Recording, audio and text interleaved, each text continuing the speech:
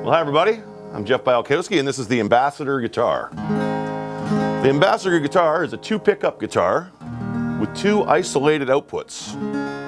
We have a pickup here in the sound hole, see here, that has an isolated signal path to this output. There's also a volume control for it here. We've marked it with a dot just so when you first get one, you'll get used to the idea that this is your base volume control. When we do hook it up, we like it all the way up. Turn that right to the top.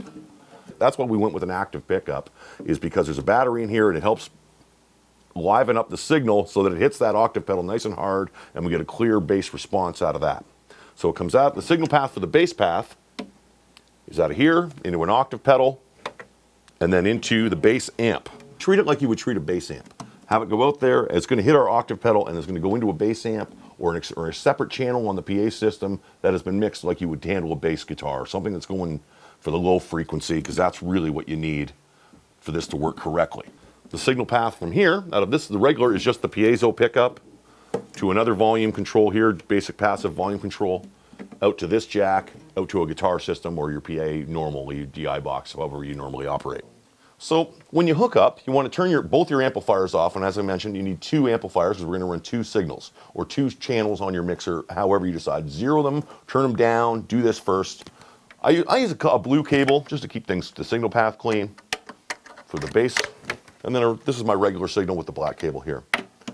So if we follow the path of just the blue cable, you'll see that it'll go into the octave pedal and then out to the bass amp. Here at the pedal,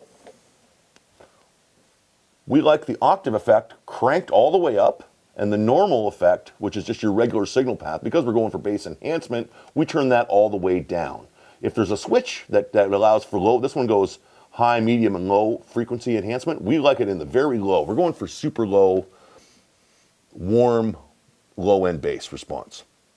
So when dealing with the bass amp and the Ambassador guitar, you really want to dial out the high and mid frequencies. So treble, if it's all the way off. Mid-range, all the way off. Bass, not boosted, but normal. Just at 12 o'clock is a good way to proceed. Start with your volume down, like we said before, keep everything down. Set your normal guitar volume first, then add the bass to it. And then when it's sitting just underneath the guitar level, that is the optimum way to operate this thing.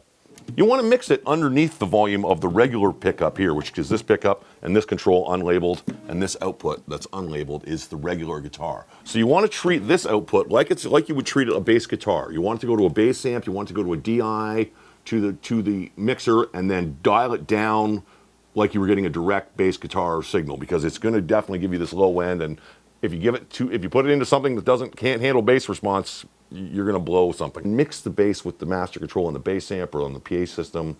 Mix that just below the volume level of the guitar and you'll get your best results, because it's made to run hot, made to play loud. We went with the thin line design on this guitar just to handle that exact thing, because the thicker the guitar, the more chances you have of ambient bass feedback.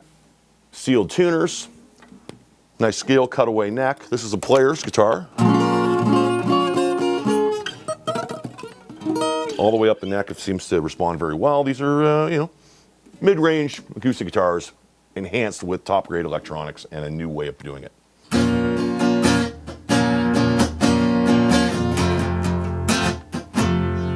You can hear that without it again.